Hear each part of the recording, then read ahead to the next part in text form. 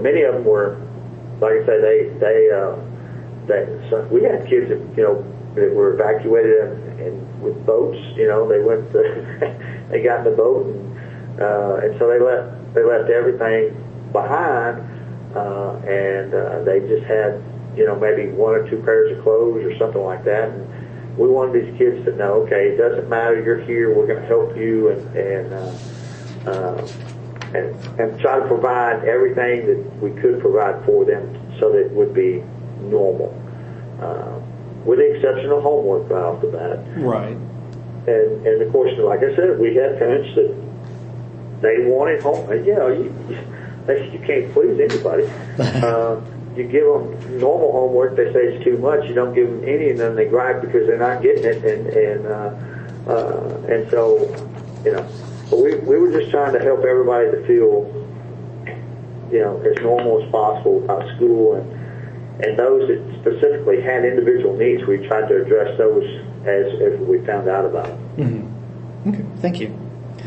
And then moving into your school personnel, you already mentioned working to make sure that they have materials and supplies or furnishings that they need for their classrooms. What other supports did you provide for your school personnel for hurricane recovery?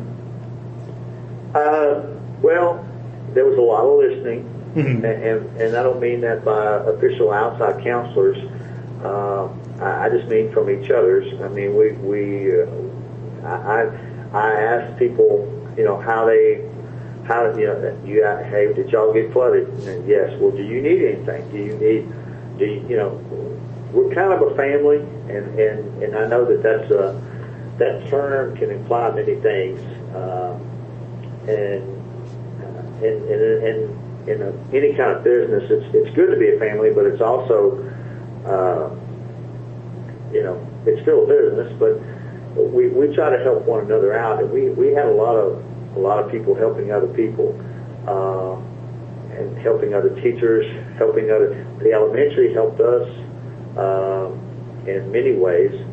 They helped move some of those boxes, not a whole lot, but they did help some, and then where they really helped us was with copy paper and copy machines. We lost a copy machine in the storm, and so we put the good one that was working in that old building, and of course it constantly broke down. Seemed like after the storm and after the move, and then the teachers in the elementary building, that's all the fourth and half the fifth. They used the elementary copiers, mm-hmm. and so so what I tried to do was help in resupplying paper and that kind of thing, because we were, we lost a lot of our paper. Now I did able to go over and salvage some of it, but we lost a lot of paper. Right. And so so that they helped us with that. Let's see. I'm trying to think of.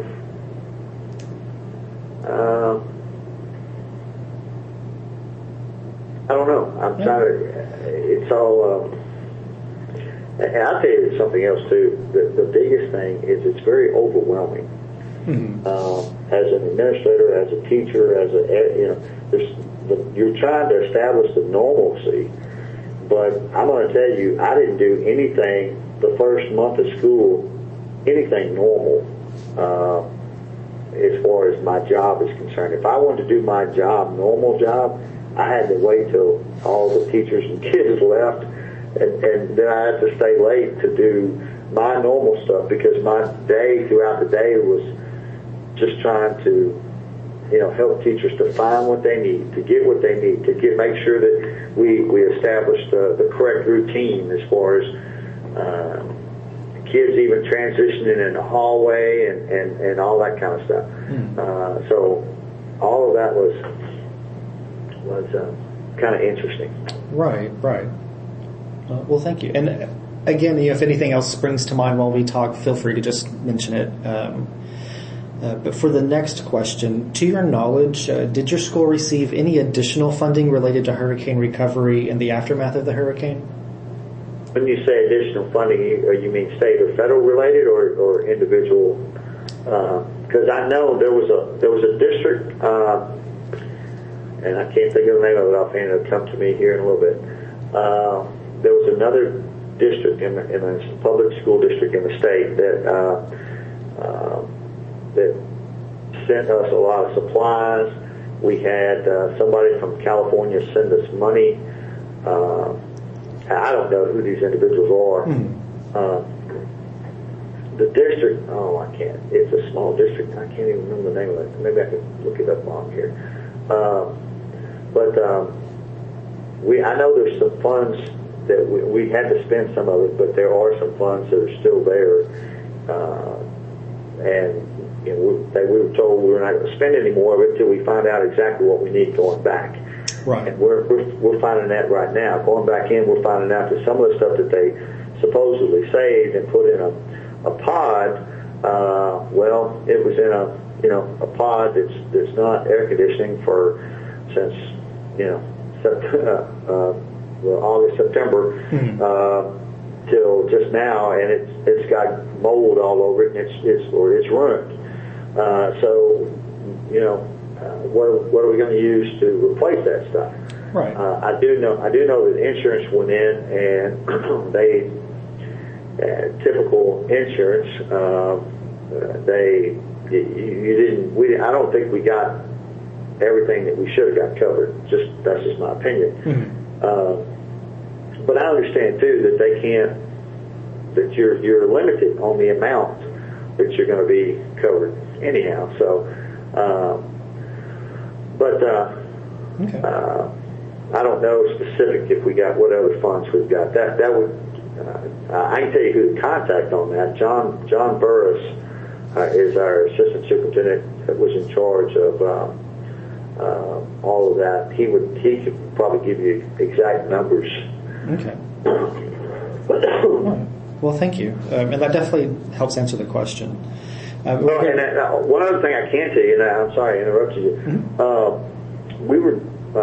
We had some individuals that donated some things specific to what we needed. Like, for example, we had some old walkie-talkies before the storm. My campus did, but they weren't in very good shape, and we had a set that were new, and we found the old ones. Then we had a new set, but we couldn't find them.